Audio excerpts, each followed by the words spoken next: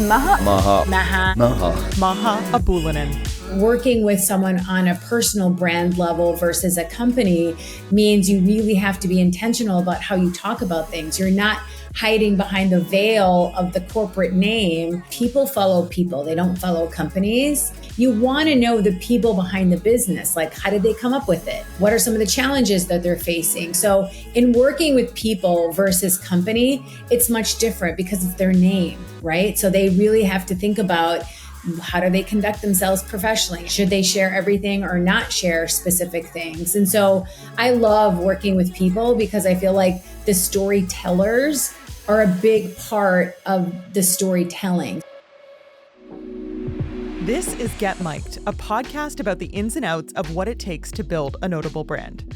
I'm your host, Katie Zeppieri, and I'm also the founder and chief brand strategist of the MicDrop agency. In today's episode, I chat with Maha Abouelenein. Maha is a renowned communication expert and visionary entrepreneur with more than 3 decades of experience. She's the CEO and founder of Digital and Savvy, a global communication consulting firm with offices in the US and Dubai, and has been instrumental in transforming the communication strategies of high-profile individuals, entrepreneurs, and brands. Some of the notable brands she has worked with include Coca-Cola, Google, the NFL, NASCAR, the Olympics, Gary Vee, and Jim Kwik. Maha is the host of the Savvy Talk podcast, where she engages in thought-provoking conversations with industry leaders. Her first book, 7 Rules of Self-Reliance, is scheduled for release on October 8th, 2024. This forthcoming book embodies her commitment to self-reliance and shares insights from her lifelong journey of growth and success. In this interview, Maha and I talk about how she landed her first client. Spoiler, it was Coca-Cola. How to manage a PR crisis, including the specific advice she gives to her personal branding clients on whether or not to weigh in on social or political issues on social media.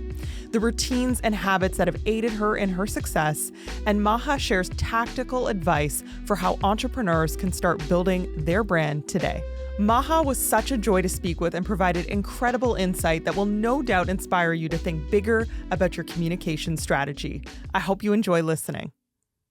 Maha, welcome to Get Mic'd. Thank you so much for having me, Katie. I'm so excited to be here. I'm so excited to have you here. I've been following you and immediately was like, this woman is impressive.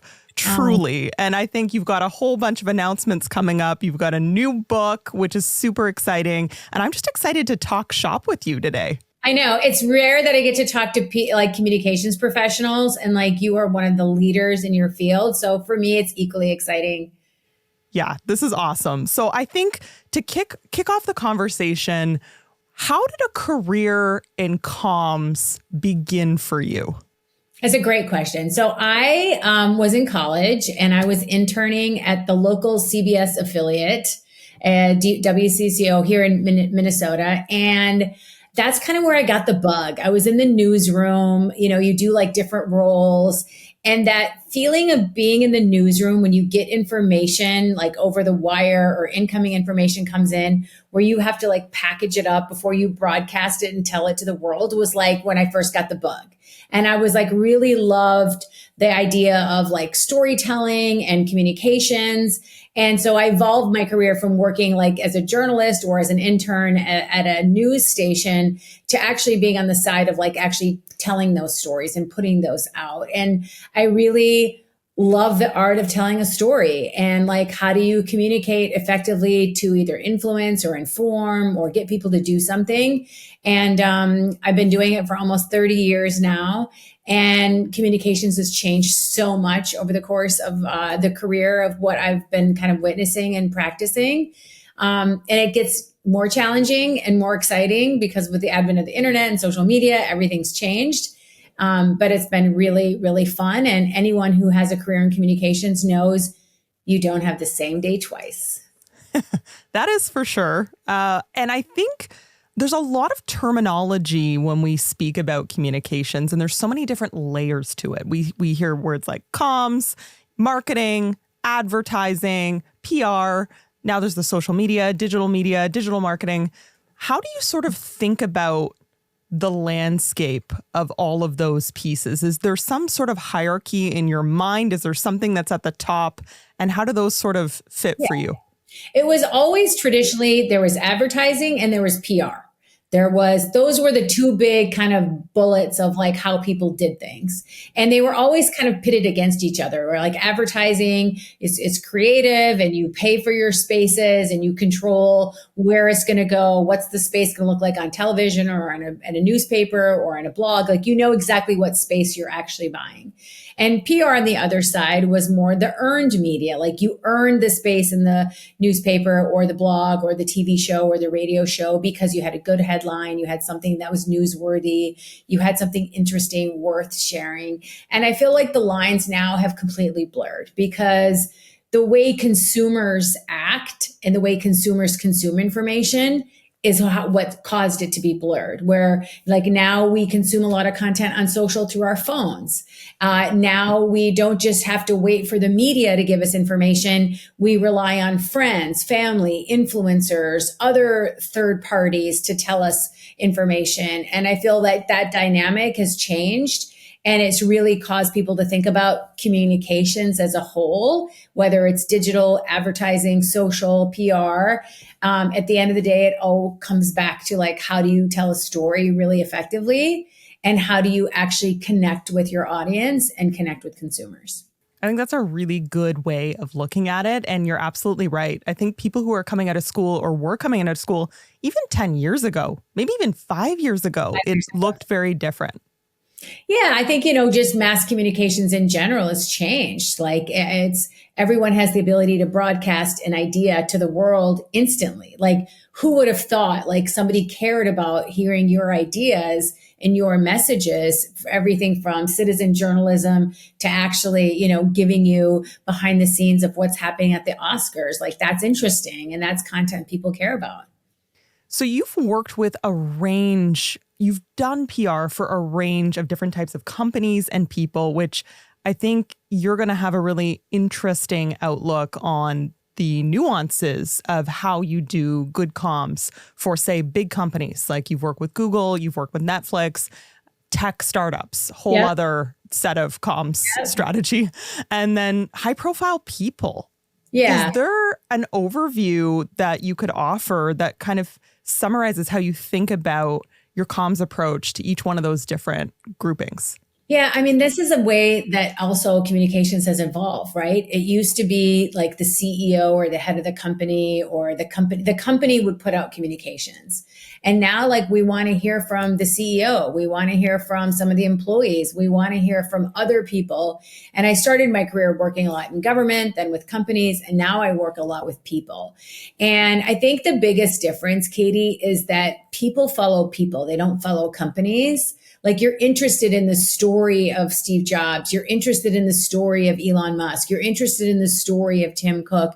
You're interested in the story of Sarah Blakely from Spanx. You're interested in the story of Kim Kardashian at Skims. Like you want to know the people behind the business. Like how did they come up with it? What are some of the strategies they're planning? What are some of the challenges that they're facing? So in working with people versus company, it's much different because it's their name, right? So they really have to think about how do they conduct themselves professionally? What do they share? Should they share everything or not share specific things? And so I love working with people because I feel like the storytellers are a big part of the storytelling. So like who it comes from matters. Like, do they have the right credibility? Do they have a good reputation? Working with someone on a personal brand level versus a company means you really have to be intentional about how you talk about things. You're not hiding behind the veil of the corporate name where you can just not identify who said it or what the story was. And you think of some of the big crises that like even Boeing, for example, as a company that's facing, versus someone from Boeing actually talking, it makes a big difference when you hear from the company versus a real spokesperson. It almost humanizes the company. It humanizes the brand to hear from the founder or a spokesperson. 100%. And like we can empathize when we see a human behind it. You know, some companies are really good about putting their spokesperson or CEO or the personal brand out there to say things like, you know what, sometimes we don't always get it right. And that empathy helps. Apologizing matters. Like, so companies who are good at that and they have this personal brand of that, you know, representative out there talking about it can make a huge difference in the reputation of a company. At what point in your journey did you decide, I'm ready to start my own agency? Actually, I did it out of what I didn't want to do. Like I didn't like wake up and say, oh, I'm ready to be a CEO or entrepreneur and start my own company. It's more like what I didn't want to do. I didn't want to be at the behest of corporate America. I didn't want to be at the behest of following rules. Like I don't do well in that environment. Like it's a lot of self-awareness. Like, am I going to be able to climb the corporate ladder and work within corporate confines? So I just really did it because I wanted to wake up and choose what I got to work on every day. And I have no idea how to run a business, how to run a company, how to do finances, how to do legal, how to do HR. But I figured it out along the way and I got a lot of help. I made a lot of mistakes. But like, I didn't wake up one day and I'm like, okay, I'm ready to be an entrepreneur. I sort of fell into it in a way that I was just like really cared about having an impact on specific clients or businesses that I felt I was uniquely qualified to help. Because some companies or clients, like anyone can do it. But like, what is it that I feel like if I tip my thumb on the scale, I could actually make a difference because I have either experience or I'm passionate about a specific area. Was Digital and Savvy, which you now run and lead, was that the first iteration of your initial company that you started? Actually, the company in August of this year, in 2024, will be 20 years old. It was called Organizational Consultants, Inc., which is kind of a personal story. My father had passed away and he had a management consulting firm where he used to consult for different organizations. And so when he passed away, I really wanted to keep that name. And so I started the company. It was called Organizational Consultants.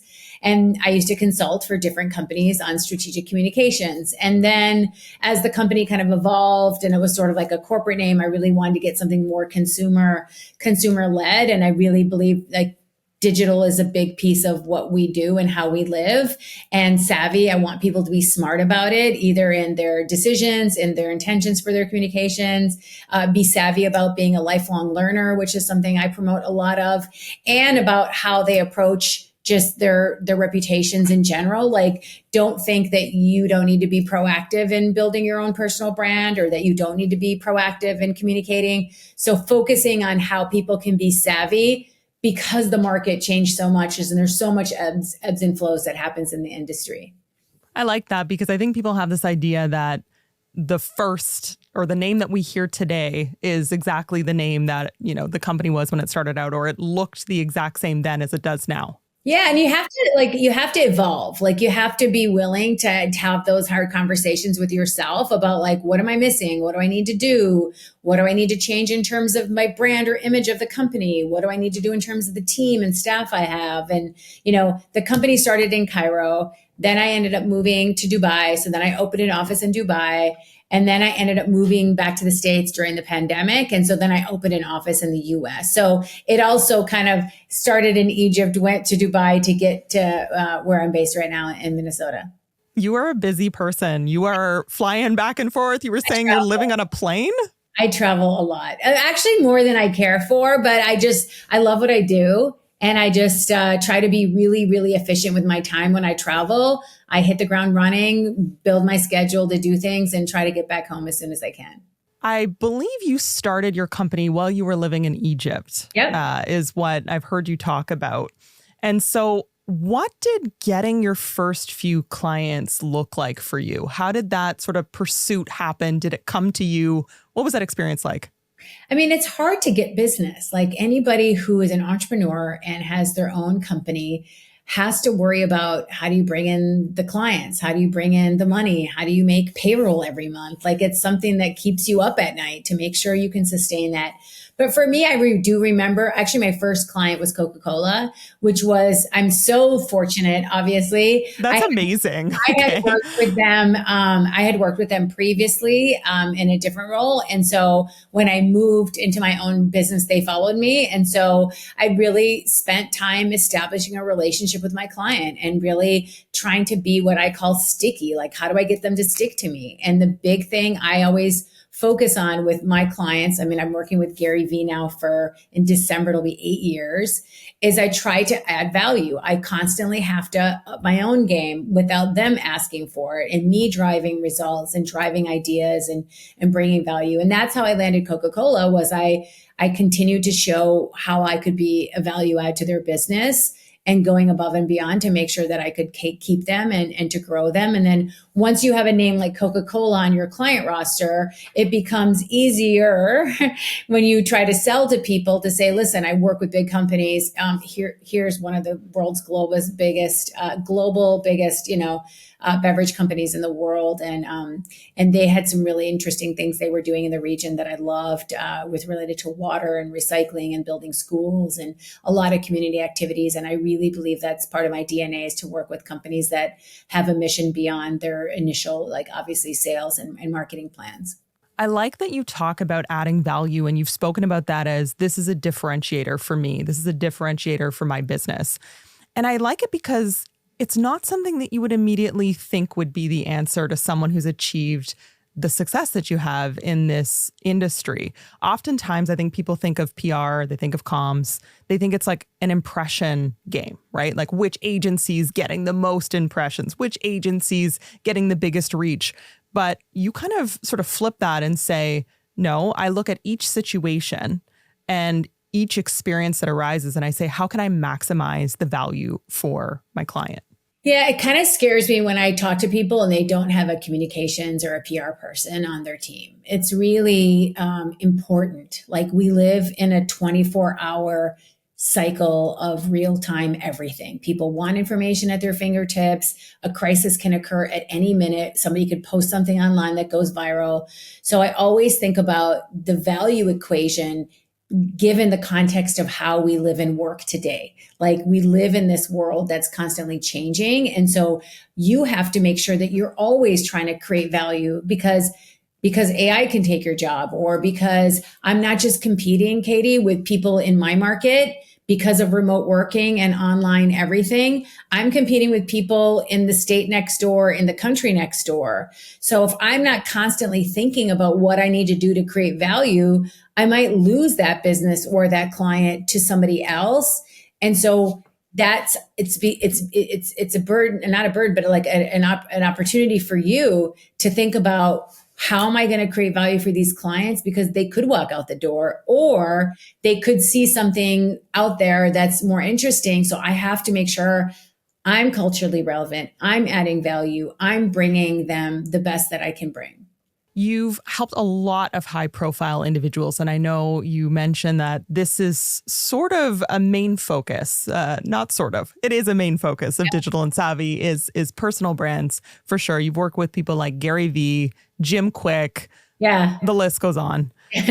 What would you say you've learned in your experience as far with working with these personal brands? How much does comms and PR and sort of that strategy influence their reach, influence their impact, influence sort of their trajectory in terms of their careers and their businesses? Yeah, I mean, first of all, both of those names that you mentioned are very high profile people who have longstanding careers with effective businesses that precede me and precede any value that I will create for them. Having said that, you have to have a good storyteller. You have to have a good story. I mean, Jim Quick is one of the leading brain coaches in the world. So my job is to 10x his impact, to tell more stories so that people can learn from him.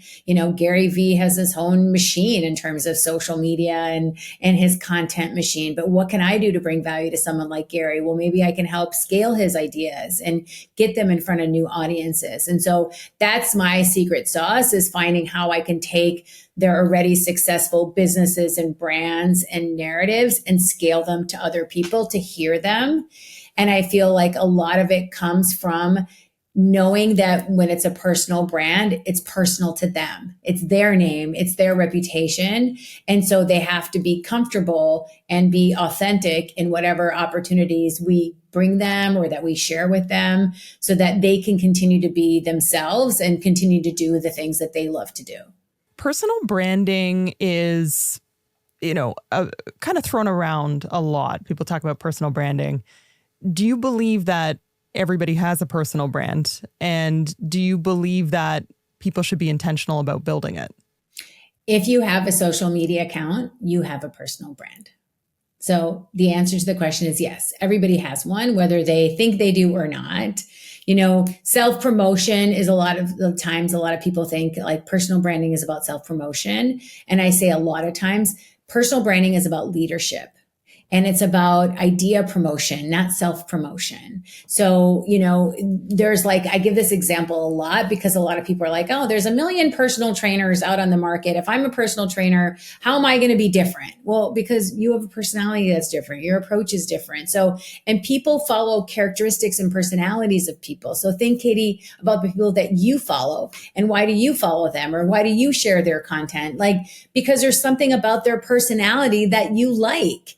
And so that's the personal brand. So whether you have a job and want to keep your full-time job and have no interest in developing a side hustle or no interest in building your personal brand because you think, well, why do I need that? I have a job at my finance bank or whatever I do, because you have to be intentional about your reputation. You have to make sure that you own your name on the internet on every single platform. You have to make sure that any information you put out into the world is content that you want to be out there. And so how this works. Once something's out in the internet, it's whack-a-mole. You can't get rid of it, right? So why don't you make sure that you're putting your best foot forward, that you're showing up in the world in a way that you want people to see when they Google you or look you up on Instagram or LinkedIn, because people do look you up. And so you want to make sure that what they find is what you want them to see. For an entrepreneur who's listening right now, maybe, they've got a social media account, they post, fairly regularly, but what advice would you give them in terms of a couple steps that they could do to really make an intentional effort on building that personal brand? Yeah, I think, for entrepreneurs or co-founders, I am like, you guys are the ones that need to be doing this the most, because how it helps your business is so many ways. One, it can help you recruit staff. People see what's it like to work there, what's behind the scenes, what's your leadership traits, what is happening at the company. Sharing that helps. Two, it helps you recruit customers. It helps you, people follow to see what's happening behind the scenes of a business. They'll do that. It could help with reinvestment if you're trying to invest or get an investor. So I feel like entrepreneurs need to be thinking about using social media as a tool for recruiting, for investment, for building reputation. And I would encourage them to do simple things like show what's happening behind the scenes at a staff meeting, how you're picking out a new product line name or packaging, or behind the scenes at a photo shoot, or going on a road trip to pitch something. I love seeing behind the scenes, and I know a lot of other people do too. It helps build trust. It helps get people kind of connected to what you're trying to do and actually get them to believe in your mission of what you're trying to achieve. At what point would you recommend that a startup hires a publicist? So there's a couple things. That's a really good question. One, not every startup needs to hire a publicist, right? If you want to put in the effort, you can do it yourself. And there's a couple of things you can do.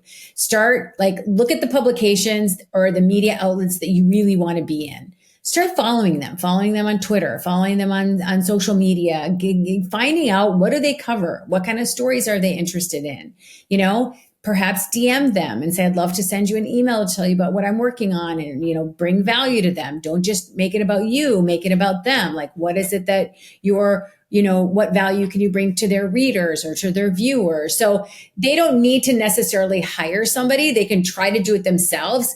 But I would say, the first hire in any company, if you have the means to do it, should be somebody in publicity.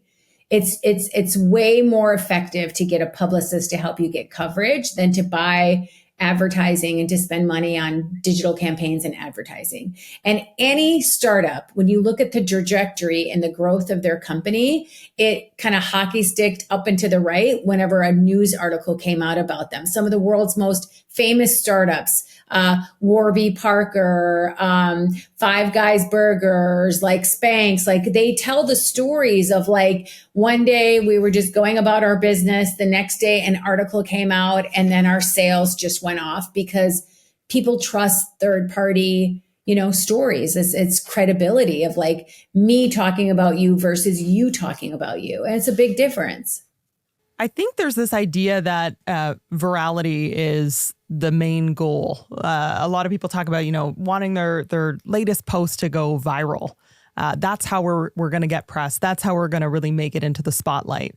What's your sort of view on, building strategies around creating viral moments versus more of just consistency and showing up on a regular basis? You hit the nail on the head. Like if your goal is to go viral, you missed the mark, right?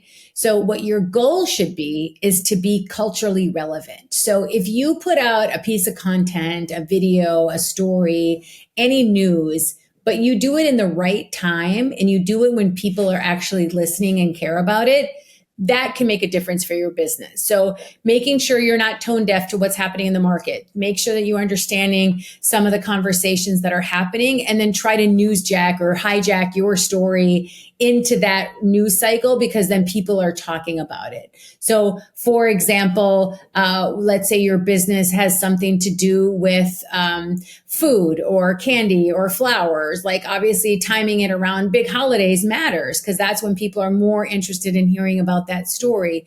So just making sure you're listening to what's happening in culture, and then anything Taylor Swift, obviously, just go for it. Put yourself in any conversation and you'll go viral.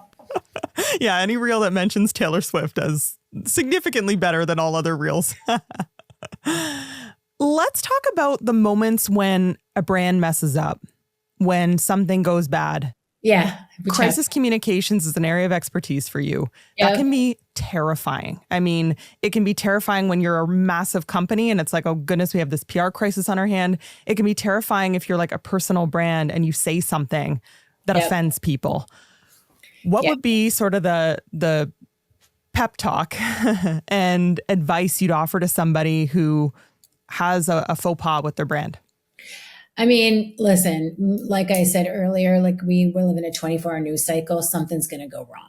And it's going to go wrong and you're going to have to, we live in cancel culture where this is just these things happen and people need to react to it. I think for any company or business that's listening to this podcast or even as a personal brand, like if I have a crisis with something that happens on social, you need to just react quickly. The key to the game is rapid response. The longer you leave an echo of no feedback, apology, nothing, the worse the crisis can be. So number one, I would say rapid response, making sure you gather all the facts and information to respond as quickly as you can. Two, if you made a mistake, do the hard thing and apologize. Like, apologies matter, empathy matters, and, showing that you made a mistake and said mea culpa, that matters. Like that can give you some credibility. It might not buy back time or fix the problem, but it shows that kind of human part of you. And as a business or as an individual, apologies matter. The longer you wait to apologize, the more you'll probably be attacked and criticized for it. And I think just the last thing when it comes to crisis communications is try to show, I mean, obviously internally you should do this anyways, but externally as well is like, what did you learn from this? How are you going to change? What policies are you going to implement because of, this crisis hit us? We learned some lessons. We're never going to make this mistake again. Here's what we're going to do to fix it. What about culturally significant issues, world issues, political issues? This is something that I've really come across. And I think it's hard to navigate because if we are putting forward personal brands, you should show up as your whole self. You should speak about things that are of interest to you, that you're passionate about. What's sort of your take on how to manage how much someone should speak about these types of issues? Yeah. I mean, this is a lot of people get into trouble because they do this wrong. So, first things first is don't bandwagon, right? A lot of people feel like something happened in the news. I need to post about it. I need to say where I stand. No, you don't. Unless you have a vested interest, you don't. Unless you're very educated on the topic, no, you don't. People tread too quick or they move too fast and they don't have all the information. And then the story starts to reveal itself and unveil itself. And for a fluid situation where there's a lot of changes, then they already put themselves out there. It's really hard to retract it. So my first piece of advice, because I do work with a lot of clients who are like, oh, should I post about this issue? Everything from George Floyd to Israel and Palestine, all these things. I'm like, don't be emotional. Don't post when you're emotional. Good. Take a step back and I know you feel the need to say something or to do something. You need to see the whole story and the whole picture. And it's so hard. It's so hard to wait because you feel like, well, everybody else is or everyone else is taking a position and a stance.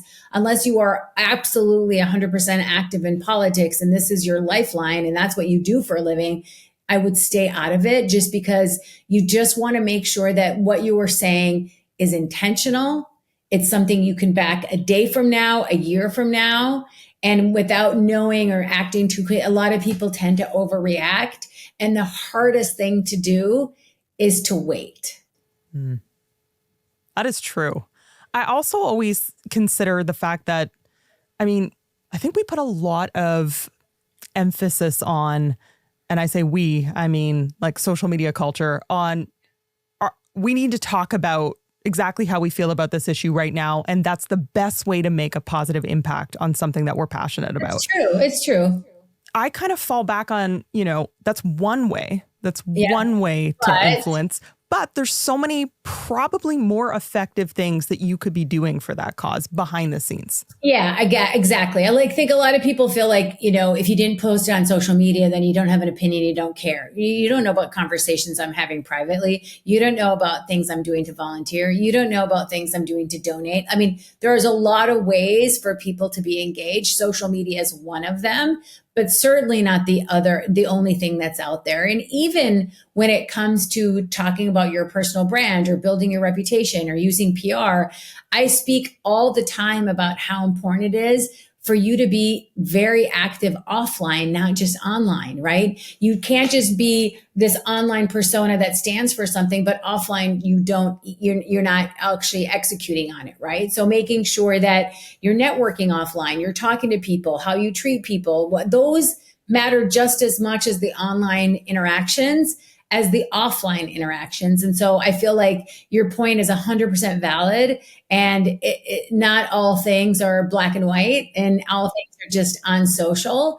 And I just feel like everyone needs to take a pulse of what they're doing, why they're doing it, and be intentional about it. Because I care so much about authenticity because, we can see right through it. Are they just saying it because they have to say it, or did their publicists write that statement? Because I can see that they didn't do it. Look what's happening right now with Kate Middleton and the statements. Yes. Like that's just a nightmare. And then was that really her when she wrote "C" on that post? Did she actually say it? People don't trust, a lot of lack of credibility. So this is a good example, Katie, of the vacuum of information when you don't respond quickly enough. The rumor mill goes wild. People fill in the gaps. The faster they can shut it down, the more control they have over the story and the narrative. And also they can start to put out the information that they actually care about sharing, not this wild conspiracy theory.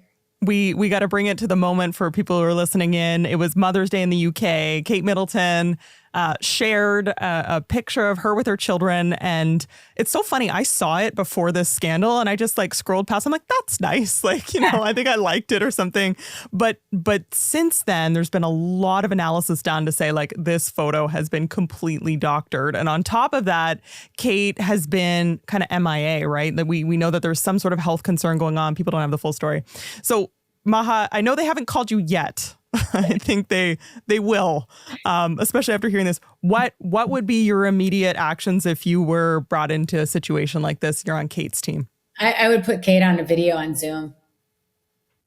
I would put her out there and just say, here I am, because that's what the people are worried about. Like, where is she? Why isn't she appearing? Like, even if she's sick, her head in a Zoom, just like this, like I would put her out and just say, hey, everybody, thank you so much for your concern. I'm fine. I'm alive. Like whatever, just show her. Will put all of this to rest.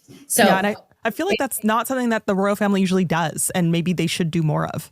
Yeah, but I think it'll help their reputation. The more they let this story go, the more it's going to continue just to take on legs of its own. And that's hard to kind of tether all those balloons and bring it in. If they just show her, this thing would go away and we'd be moving on to the next thing. Yeah, I love it. And I really like your directness in terms of how to handle these kinds of crisis situations. My last question in this lane before we switch to something else. If you're getting negative comments on your social media, or comments such as, why aren't you talking about this world issue? Why aren't you speaking about it? You should, you're just focused on whatever else and all these sorts of things. How should one respond to that, or should they? Yeah, I mean, that's first of all, it's a very valid question. A lot of people there, you are posting things on your social to build a community and to engage with your audience. So that means you need to take the good with the bad. You can't just take all the accolades and all the great comments and not react to some of their questions or comments that they have. So on comments, unless they're being offensive, all comments should remain on your page. Just like answer the questions on the ones that you feel like you have really good answers for and you want to address. So I always tell people, don't block negative comments. In fact, it's healthy dialogue, it's healthy discourse. When people have expectations about what they think you should or shouldn't talk about, or what you should or shouldn't comment on, or people put on your comments or message you privately like, hey, you're not speaking up against this issue or that issue. You don't need to cater to every person's point of view on what they think you should or shouldn't do. You need to be authentic to yourself. You need to post what you care about, what you're passionate about. I politely answer questions, but I never feel the need. And I always advise my clients, don't feel the need to respond to everything and everybody, because that's kind of how the internet works, is people use it as a public opinion board, and let them post their opinions. That doesn't mean you need to react to every single one, and you will never satisfy, especially if there are different viewpoints on those opinions. And I think the healthy thing to do is to honor people's opinions, be open for everyone's opinions to be voiced, but know that you don't emotionally need to react to every single one. I love that. That's such good advice. I want to pivot for a moment to talk about you and your personal brand. You do not get, yeah, you're like, whoa. Whoa, turn the tables on me. Exactly. You do not get to the level that you're at working with the types of high profile companies and people that you're working with without knowing how to, one, recognize your own value of what you have to add, but two, knowing how to communicate that, how to tell that story, how to get people to believe in you. What are some of the key traits you have? What are some of the key actions that you have do take on a regular basis that you feel have contributed to your career success, business success? Okay, so a couple of things. This is a very hard question, but I think one is I always try to create value for people. So I'm always thinking of that lens of what am I doing to bring value to these people? Because otherwise they'll walk away and find it somewhere else. Two, I'm a very long-term player. I don't think about short-term gains or short-term contracts or short-term results. I always think long-term, and that's hard, right? So sometimes I might work with a client that doesn't pay what I really want, but I know I'll get some experience. And I always talk about in life, in any job, you either need to be learning or earning. So if I'm going to learn a lot, then that really kind of compensates for what I might earn. And if I'm going to be earning good money, I might not learn as much, but I might have an objective of okay, I need to do this because I need to cover expenses and I need to earn. So the first thing is value creation. Second thing is the long-term player thing, and thinking a lot about what are the sacrifices I need to make and what kind of bets do I need to make on myself to play long-term. I need to decide I'm going to play the long game here. I know I can deliver results. It's going to take a little bit longer, but there's going to be a payoff at the end. And the payoff I'm looking for is 1, 2, 3. It could be financial. It could be relationships. It could be something else that's going to be in the market that will lead to other stuff. So always thinking about long term.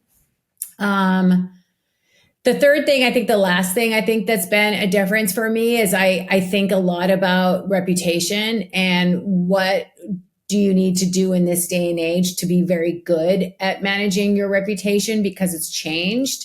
And I spend all my waking hours thinking about that. Like, what is it that we can do and treat your reputation like a currency? Like, what's its worth? What's its value? So how do you get good at reputation? It's not just doing good publicity. It's doing a lot of things well. How you treat your employees, how do you treat your customers, how do you treat your vendors, how do you show up on stages, what do you do on podcasts, what do you do in press, how good are you on social, how good are you in dealing with your customers. Like, it's a multiple things that make up reputation. And I really spend a lot of time talking with my clients and my team about that. Like, it's not just put a bunch of deposits in one bucket and call it a day. You have to be thinking about multiple things, and it's hard to be good at many things. So how can you just take small steps to just drive progress in the areas that you can? I like that. And I like that you're talking about reputation being your currency, and that matters whether you're working up the corporate ladder, that matters whether you're building a business. It matters in life, right? Like, people are going to remember you by how you made them feel, the interactions that they had with you, all of those sorts of things. Your lifestyle is so fun. You're asking what, why do we follow the people that we follow? Maha, when I came across your page, I'm like, one, here's somebody who's an exceptionally talented person. Two, here's somebody who's a very hard worker. And, three, here's somebody who's living just an incredible lifestyle. It looks just like you've got such a balanced approach to your life. You're traveling lots. You've got these offices, one in the East, one in the West. Like, you've got a lot going on for yourself. And I'm curious to know, what does the best day for you look like in your role? And what does a hard day look like for you? Yeah. So thank you for the question. I sleep. I really prioritize my health. So one of the biggest things I focus on is I get 7 to 8 hours of sleep. I don't skimp on sleep. I feel like I'm not going to produce or perform or be productive or be happy or be a pleasure to work with if I haven't slept. And I always block my morning. So my morning is mine. Like, I prioritize that I work out in the first thing in the morning to send a signal to myself. Like, if I don't prioritize my health, if I don't put it first thing and put it to the end of the day, that means that I don't matter. And I always make sure, like, putting those deposits in myself first help me give to others. So that's like a big thing about how I structure my day, is making sure that I have mornings to do that and not booking myself first thing in the morning.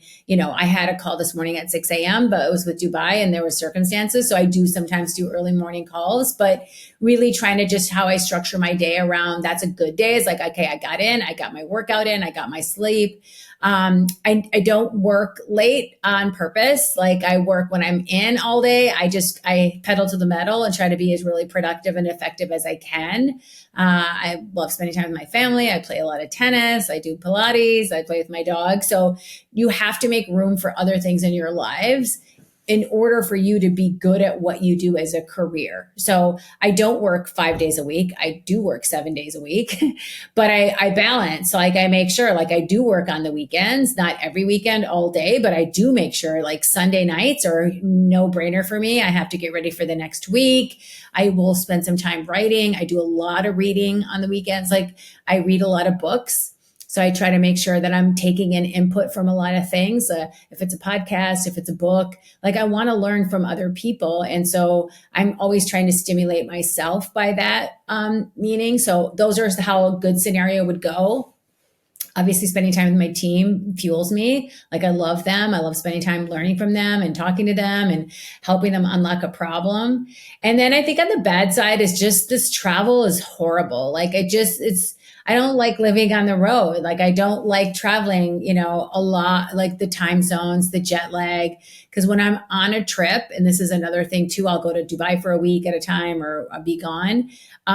I'm focused on what I'm doing there. I'm not like working Dubai hours 9 to 6 and then 6 o'clock US is up and then working till 4 in the morning and, US hour. I don't do that. I used to do that, like do calls till like 2 a.m. and work US hours in Middle East. And I don't do that anymore. So I feel like the days where like I can't be balanced, where if I can't move or I can't eat properly or I can't like just travel, I think that's the killer if it's too much. Like I'm on the road a lot this month, which is just circumstances of, needing to be in different places. That's the thing that I don't like, because then you're constantly just catching up on personal stuff, catching up on email, and not eating properly, not seeing my dog, not sleeping in my bed, like all the things that make me function are off. So yeah, that's kind of in a nutshell.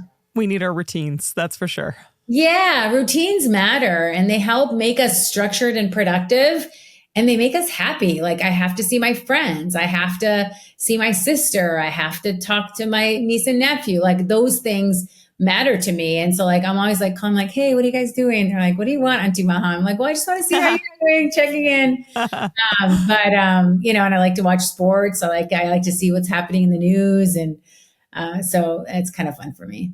I love it. You have a new book that you just announced. Congratulations. Thank you. The 7 Rules of Self-Reliance. It's coming out in the fall. I've pre-ordered it already. Thank you. Every book sale matters to me. Like I care, apparently, and I'm learning this, is that pre-orders matter. So if anyone listening to this pre-orders the book, tag me and post me, and I'll message you back. Maybe we'll offer you something special, but it would mean the world to me if you pre-order the book. Yeah. So the book is called 7 Rules of Self-Reliance. And it's really a book for anyone with ambition. Anybody who wants to learn how to invest in yourself and own your future, and what are the tools you need to rely on yourself. And I don't mean rely on yourself like go it alone. I don't need anybody in my world to help me. Like I'm going to do everything myself.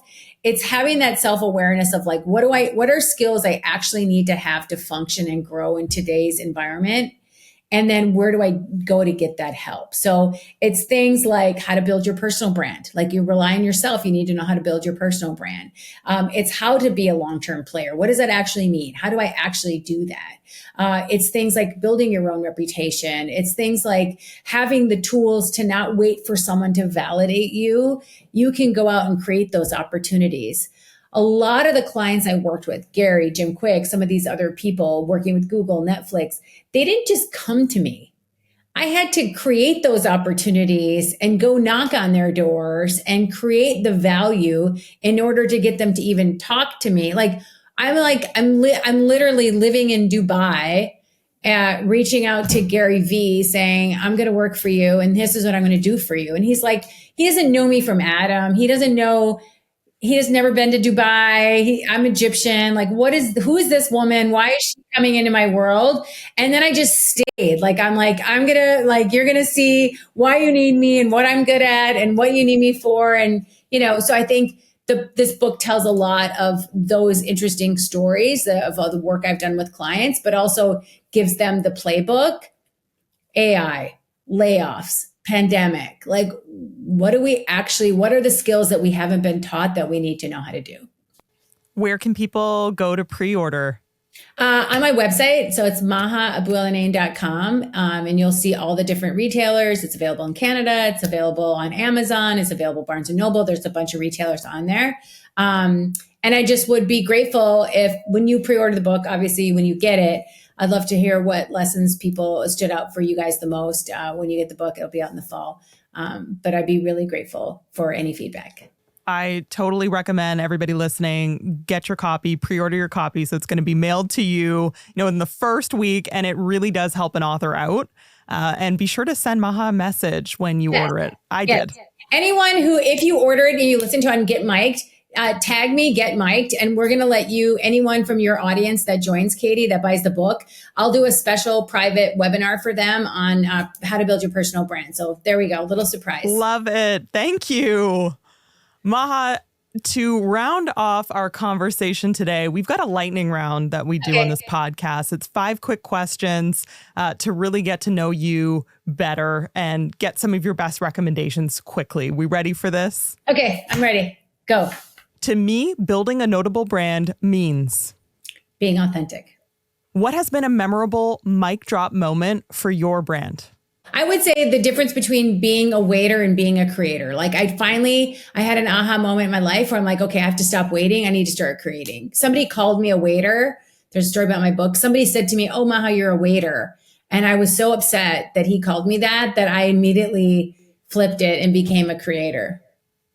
What's one brand you admire and why? This one's easy. Emirates Airlines. They are a notable company that has consistent, excellent service quality. Every time I see that sign in the airport, I immediately get happy. Traveling can be such a painful experience. Emirates always makes me feel good. I have consistent service. I love everything about the airline, from the booking experience to the on-flight experience to everything. So Emirates, hands down, my favorite brand in the world. What are 3 resources you'd recommend to someone looking to build their personal or corporate brand? It can be books, it could be podcasts, it could be apps, it could be articles. What comes to mind?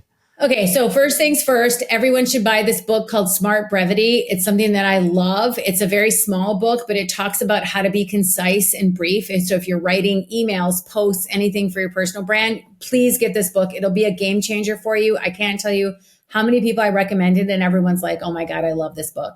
That's the first thing. The second thing is build a personal board of directors. So Katie, 2 or 3 people that are in your circle. It could be a mentor, it could be a family member, it could be a colleague, someone that's going to give you tough love, someone who's going to keep you accountable, but develop a personal board of directors and meet with them like a board, like once a quarter, get together, talk about your goals.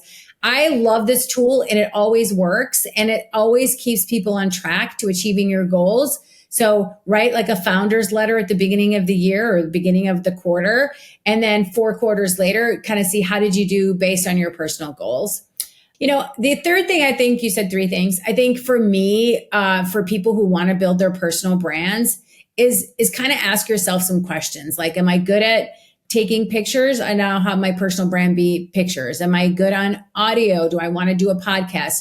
Find a type of format that works for you that you can do consistently. So in the beginning, I never wanted to do videos. I'm like, oh, I'm too fat. I don't like my hair. I don't want to look how I look. I can't get the right lighting. I'm not going to hold up the camera. It's not me. So then I did a podcast. So, and then you find the thing that you think you can do consistently. That's key in building your personal brand.